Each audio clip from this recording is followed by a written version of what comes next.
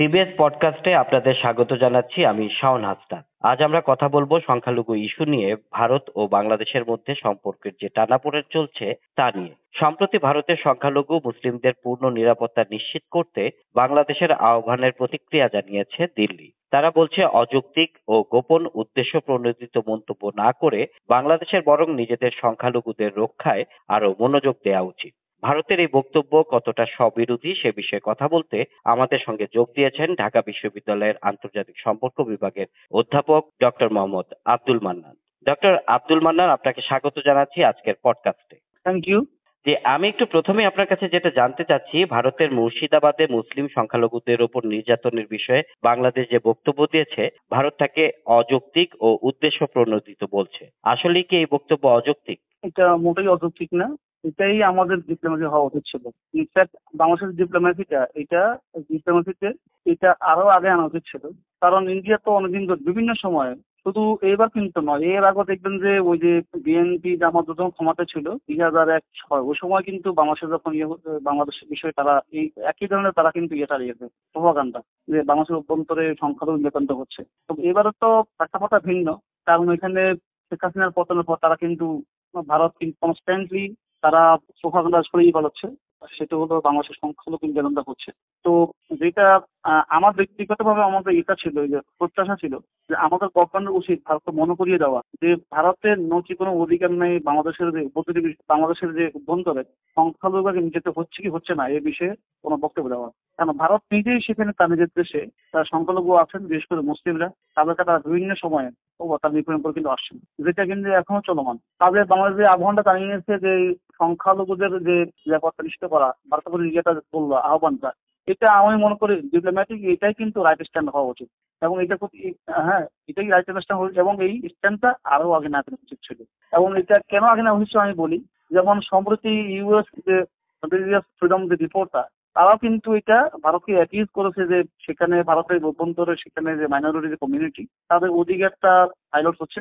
এবং শুধু তাই নয়, যে ইউএস এর ওই সংস্থা তারা কিন্তু ওই যে রকে কিন্তু সে বিষয়ে তারা শুধু অসহ আর বিভিন্ন যে এন্টাইটি আছে তাদের প্রতি একটা স্যাংশন দেওয়ার কিন্তু আহ্বান জানিয়েছে ইউএস গভর্নমেন্টের প্রতি। সো আমি মনে করি এটাকে বাংলা গভর্নমেন্ট ক্যাপিটালাইজ করা উচিত। এটা ক্যাপিটালাইজ করে ভারতকে স্মরণ করে দেওয়া যে তুমি ভারতের কোনো অধিকার নেই বাংলাদেশের এই বিষয়ে কোনো কথা বলা। আপনি বলছিলেন যে বিএনপি জামাতের সময় তারা এই প্রতিবাদ জানাতো সংখ্যালঘু বিষয়ে, আবার এই সময়ও মানে 5 আগস্টে পট পরিবর্তনের পরও জানাচ্ছে। মাঝের সময়টা কি তারা জানিয়েছিল ওভাবে? আওয়ামী লীগের জমানায় প্রচুর পরিমাণে সংখ্যালঘু, বিশেষ করে বহু ঘটনা কিন্তু ঘটেছে কিন্তু এই যে বাংলাদেশের বিভিন্ন অঞ্চলে সংখ্যালঘু নির্যাতন। এবং সেখানে কিন্তু দেখা যাচ্ছে, মিডিয়ার উপরে দেখা যাচ্ছে যে কারা ইনভলভ ছিল সেখানে, বেশিরভাগ হলে আওয়ামী লীগের লোকজন, ছাত্রলীগ, আওয়ামী লীগ, যুবলীগ, এই লোকজনরা কিন্তু ইনভলভ ছিল। বিশেষ করে হিন্দুদের ঘর বাড়ি দখল, আক্রমণ করা, সম্পত্তি দখল, এই সমস্ত কিন্তু বিষয়ে কিন্তু আওয়ামী লীগের লোকরা কিন্তু ইনভলভ ছিল। তো সেখানে তো আমরা ভারতের কোনো ইয়ে কিন্তু দেখিনি, কিন্তু অবস্থান দেখিনি। এখন তারা এই সোচ্চার 5 আগস্টের পর থেকে ভারত শুধু সংখ্যালঘু নির্যাতন নিয়ে তারা কেন কনসার্ন। হ্যাঁ, তো তো বোঝা যাচ্ছে তারা এই বিষয়টিকে তারা একটা একটা একটা রাজনৈতিক একটা হাতিয়ার তারা কিন্তু ব্যবহার করছে। এবং তাদের আসলে কনসার্নটা কিন্তু মোটে কিন্তু সংখ্যালঘুদের নিরাপত্তা কিন্তু নয়, সিম্পলি এটা হলো একটা পলিটিক্স। বাংলাদেশের তো সংখ্যালঘু নির্যাতন হয়, আর অন্য কোনো কিছু কি হয় না।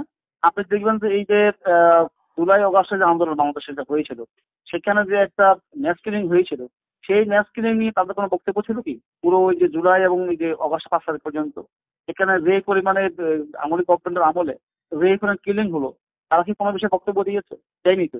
তারপরে এখন তারা সংখ্যালঘু নির্যাতন তাদের পদের একটা তারা এটাকে ব্যবহার করছে। তো এটা তো একেবারে বোঝা যাচ্ছে এই সংখ্যালঘু ইস্যুটাকে তারা একটা ডিপ্লোম্যাসি একটা কৌশলী তারা কিন্তু ব্যবহার করছে। ভারত বলছে যে তাদের অভ্যন্তরীণ বিষয়ে নাক না গলিয়ে বাংলাদেশে বরং এখানকার সংখ্যালঘু হিন্দুদের রক্ষায় বেশি মনোযোগ দেওয়া উচিত। ভারতের এই বক্তব্য কতটা স্ববিরোধী? এটা তো অত্যন্ত স্ববিরোধী। ভারত তো নিজেই একটা নিপীড়ক। সেখানে কিন্তু সংখ্যালঘুরা কিন্তু বিভিন্ন সময় নির্যাতিত হচ্ছে। যে এই দেশে মসজিদ ভেঙে মন্দির বানানো হয়, যেমন আমি কথা বলছি, বাবরি মসজিদের কথা বলছি, যে দেশে আপনার এই যে সম্প্রতি এই যে নানা দিকের সময় তার আমরা দেখেছি, যেমন নামাজ পড়ছে সেখানে গিয়ে ভারতীয় পুলিশ গিয়ে মানুষকে ওখানে গিয়ে তারা আক্রমণ করছে, মারধর করছে, তুলে দিচ্ছে, নামাজ হতো অবস্থা। তারপরে লেটেতে হলো এই যে ওয়াক্ফ সম্পত্তি, যে ওয়াক্ফ নিয়ে যে এটা হলো, ওই যে তাদের পার্লামেন্ট আইনটা পাশ করলো, জনসংখ্যার দিক থেকে যদি আমি বিবেচনা করি, তাহলে ভারত হলো বিশ্বের সর্ববৃহৎ একটা সাম্প্রদায়িক রাষ্ট্র, যেখানে এই যে হিন্দু যে মেজরিটি তারা কনস্ট্যান্টলি তারা মাইনরিটি কমিউনিটিকে তারা কিন্তু নির্যাতন করছে।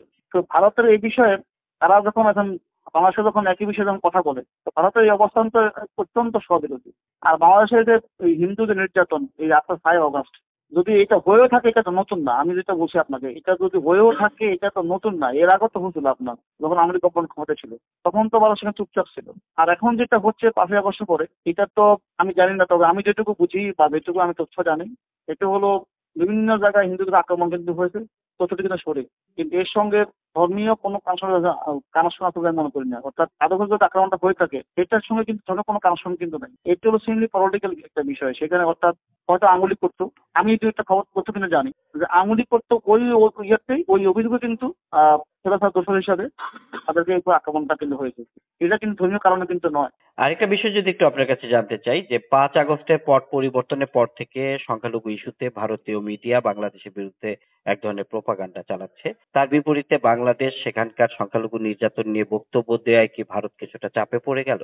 অফকোর্স বাংলাদেশে এখন যে স্ট্যান্ডটা নিল যে ভারতের উচিত তাদের অভ্যন্তরে যে মুসলিমদের ব্যাপারে নিশ্চিত করা, এটা আমি মনে করি যে বাংলাদেশের স্ট্যান্ডটাই এরকম হচ্ছে সবসময়। ভারত যখন এই বিষয় নিয়ে কথা বলবে, বাংলাদেশ হিসাবে সবসময় এই ঠিক একইভাবে প্রয়োজন আরো কঠোরভাবে এই জিনিসের করা, হাজির করা যে তোমাদের দেশে সংখ্যালঘু নির্যাতনটা হচ্ছে, এটা ভারতকে মনে করিয়ে দেওয়া। আর ভারতীয় মিডিয়া যেটা করছে ধরনের তাদের প্রোপাগান্ডা, সবসময় দেখবেন তারা তাদের গভর্নমেন্টের পরিচালনা তারা ডিপেন্ড করে। আমাদের এখানে যে আমাদের মিডিয়া এতটা কিন্তু না। বিশেষ করে ভারত যখন বিভিন্ন ইস্যুতে বক্তব্য দেয় এবং তাদের মিডিয়ার উপরে সাপোর্ট করে, কিন্তু আমাদের মিডিয়া কিন্তু হয়তো তারা রিপোর্ট আকারে কিন্তু পাবলিশ করে যে কি বাংলা গভর্নমেন্ট কি বলছে, কিন্তু কখনো ওই যে ভারতীয় মিডিয়ার মতো যে প্রভাকাণ্ডা ছড়ানো, যেটা তো আমার মিডিয়াটা করে না। তো আমরা আমাদের মিডিয়া, আমি এটা কিন্তু বলছি না যে আমাদের মিডিয়াটাও কিন্তু কি করতে হবে যে প্রভাকাণ্ডা ছড়াতে হবে। অ্যাটলিস্ট আমাদের মিডিয়া কি করতে পারে, এখানে কিছু কমেন্টারি লিখতে পারে যে ভারতের বক্তব্যটা কি আসল, কতটা কি কতটা যুক্তিসঙ্গত আর কতটা বাস্তবসম্মত। আরেকটা বিষয় একটু যদি জানতে চাই, মুর্শিদাবাদের যে ঘটনা তার প্রেক্ষিতে পশ্চিমবঙ্গের মুখ্যমন্ত্রী মমতা ব্যানার্জি বলেছেন যে বাংলাদেশের দুষ্কৃতিকারীরা এটার সাথে জড়িত। পাশাপাশি তিনি বলেছেন যে সীমান্ত রক্ষী বাহিনী এবং বিজেপিকেও তিনি দায় দিয়েছেন। আবার এর কেন্দ্র থেকে বলা হচ্ছে অন্যরকম কথা। তো মানে এটা কি অনেকটা আসলে পশ্চিমবঙ্গের রাজনীতিও অনেকটা? দুটোই কিন্তু বিজেপির অবস্থান এবং মমতা ব্যানার্জির অবস্থান, দুটোই কিন্তু পলিটিক্যাল স্টান্ট। কিন্তু এগুলো সব হলো পলিটিক্যাল রেটরিক।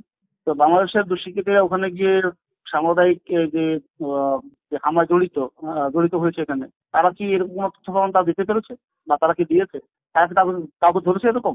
তো এগুলো তো বোঝাই যায় যে এগুলো হলো ওই পশ্চিমবঙ্গের যে রাজনীতির যে খেলাটা আছে ওখানে যে চলমান। কারণ আপনি দেখবেন যে পশ্চিমবঙ্গে যে বিজেপি কিন্তু এখন পর্যন্ত কিন্তু তারা কোনো স্ট্রং ভোট কিন্তু তারা কিন্তু অর্জন করতে পারেনি। তারা মমতা ব্যানার্জির যে দুর্গটা এখানে আছে তারা কিন্তু এটা ভাঙতে কিন্তু পারেনি। তো সেখানে এখনো এই যে এই মুর্শিদাবাদের যে ঘটনাটি ঘটে গেল, বিজেপি হয়তো এটা তারা ক্যাপিটালাইজ করছে যে মমতা ব্যানার্জিকে দুর্বল করা হবে। হ্যাঁ, মমতা ব্যানার্জির কারণে এগুলো হচ্ছে, কারণ যেহেতু পশ্চিমবঙ্গের সঙ্গে বাংলাদেশ সীমান্ত লাগোয়া, এখান থেকে বাংলাদেশ থেকে তথাকথিত যে তারা সাম্প্রদায়িক গোষ্ঠী বা সকল যে আপনার যে দুষ্কৃতিকারী, তারা ভারতের গিয়ে বিভিন্ন ধরনের সন্ত্রাসী কর্মকাণ্ড চালাচ্ছে। এটা তো হলো মমতাকে এটা কোণঠাসা করা, মমতাকে পশ্চিমবঙ্গ রাজনীতি দুর্বল করা। তো এখন এই অবস্থার প্রেক্ষাপটে তো মমতার কথা একটা কিছু একটা বলতে হবে, তাকে তো একটা ডিফেন্সিভ আত্মরক্ষামূলক কিছু একটা বলতে হবে। যার কারণে তিনিও কিন্তু ওই যেটা বললাম, তিনিও কিন্তু বাংলাদেশকে ত্যাগ করছেন। সিম্পলি হলো পলিটিক্যাল বিষয়। এটার সঙ্গে দেখবেন যে ধর্ম কোনো সম্পর্ক নাই, এগুলো খুবই পলিটিক্যাল। পলিটিক্যাল বিষয়, মানে এখানে আসলে সত্যতা অনেকটা কম আছে। এক্সাক্ট। তা আমি আরেকটা বিশেষ বিষয় একটু যদি আপনার কাছে জানতে চাই, সংখ্যালঘু ইস্যুতে দুই দেশের মধ্যে যে সম্পর্কের যে টানাপোড়েন সেটা তো চলছে, এটা থেকে উত্তরণের উপায় কি? উদ্যোগটা কিন্তু ভারত থেকে আসতে হবে। সোজা কথা আমি যদি বলতে চাই সেটা হলো এই ইস্যুতে যদি দুই দেশ যদি কথা বলে, তার আগে তো দেখতে হয়েছে ভারত একতরফা বলে আসে, বাংলাদেশ সেখানে কিন্তু কোনো স্ট্যান্ড কিন্তু নেয়নি। এবার কিন্তু বাংলাদেশ প্রথমবারের মতো আমি মনে করি যে একটা স্ট্যান্ড কিন্তু নিয়েছে যে ভারত, সেটা হলো কি যে ভারত উচিত হলো তাদের দেশের অভ্যন্তরে সংখ্যালঘুদের নিরাপত্তার প্রতি নজর দেওয়া। তো এখন এখানে যেটা করা উচিত, এই যে টিট ফর ট্যাট, এইগুলো তো ধরুন টানাপোড়েন চলতে থাকবে, কারণ এই টানাপোড়েনটা বন্ধ হওয়া উচিত। কারণ আমি মনে করি যে উদ্যোগটা কিন্তু ভারতের কাছ থেকে আসা উচিত। ভারতে 1992 সালে এই যে বাবরি ঠান্ডা হলো, বাংলাদেশে কিন্তু এটা যে রিপারকাশনটা সামান্য কিন্তু হয়েছিল, বেশি কিন্তু ব্যাপক কিন্তু হয়নি। আপনি খেয়াল করবেন এরপর দেখবেন যে 2002 সালে যে গুজরাটের সাম্প্রদায়িক দাঙ্গা, মোদীর নেতৃত্বে যেটা হলো সাম্প্রদায়িক দাঙ্গা, সেখানে কিন্তু দেখবেন যে বাংলাদেশের অভ্যন্তরে কোথাও কোনো হামলা কিন্তু ঘটে না হিন্দুদের উপরে। ভারতে প্রায় 2000 Muslims were killed in India in 2002, কিন্তু তার প্রতিক্রিয়া হিসেবে বাংলাদেশের কোনো ঘটনাই কিন্তু ঘটেনি এটা প্রতিক্রিয়া হিসাবে। এবং বিভিন্ন সময় দেখবেন যে ভারত যা হয়ে আসছে, বাংলাদেশে এটা প্রতিক্রিয়া হিসেবে খুব একটা কিন্তু হয়েছে এটা কিন্তু বলা কিন্তু একেবারে যায় না। ভারতে কিন্তু এগুলো কিন্তু করে মুসলিম নিপীড়ন তাদের দেশে আর কি। সংখ্যালঘু ইস্যুতে আমি মনে করি যে পদক্ষেপটা যদি এই ইস্যুতে যদি বাংলাদেশ এবং ইন্ডিয়া দুটাকে যদি একটা ইয়েতে আসতে হয়, একটা পারস্পরিক একটা সঙ্গে আসতে হয় বা বন্ধুত্বপূর্ণ সম্পর্ক যদি স্টাবলিশ করতে হয়, তাহলে আমি মনে করি এই ধরনের প্রোপাগান্ডা এগুলো পরিহার করা উচিত। এবং দুই দেশের মধ্যে আসলে আমার মনে হয় যে সম্পর্ক আরো নিয়মিত যোগাযোগ, নিয়মিত বৈঠক হওয়া উচিত। আপনি কি তাই মনে করেন? সে তো নিশ্চয়ই। হ্যাঁ, তবে এখানে বাংলাদেশের বর্তমান যে অবস্থা সেটা হলো, যেটা মনে হয় আর কি, যে ভারত, যেটা আমাদের যে বর্তমান যে গভর্নমেন্ট নেতৃত্বে, এটা নিয়ে তারা কিন্তু একেবারেই তারা হ্যাপি না। এবং সেটা তো যুক্তিসঙ্গত তাদের দৃষ্টিকোণ থেকে আছে। এবং ভারত তো এখানে বলে দিয়েছে যে সম্পর্ক উন্নয়ন হবে যদি তারা বাংলাদেশের যদি কোনো নির্বাচিত সরকার কিন্তু আসে, এবং এটাই কিন্তু আসবে। তো সেখান থেকে আমি মনে করি যে বাংলাদেশের অভ্যন্তরে কিন্তু একটা নির্বাচিত একটা দোকান আসা উচিত। আপনাকে অসংখ্য ধন্যবাদ আমাদেরকে সময় দেওয়ার জন্য। Thank you.